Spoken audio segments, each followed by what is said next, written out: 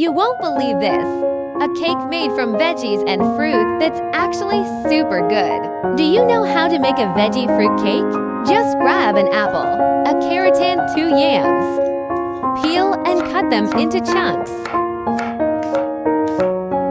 Toss them in a blender.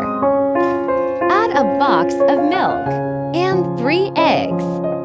Blend it all up till smooth. Pour it into a bowl. Add 5 grams of yeast, 500 grams of flour, and a little sugar. Mix it well. Cover and rest for 20. Prepare a few foil cups. Time's up. Give it another quick mix to remove air. Brush some oil inside the cups so it doesn't stick. Pour in the batter. Don't fill them all the way up. Let them rest for another 5 minutes. Sprinkle some sesame seeds on top. Steam on high heat for 25 minutes.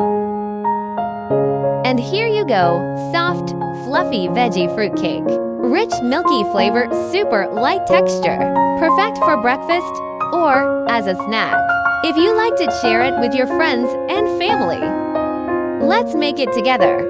Thanks for watching.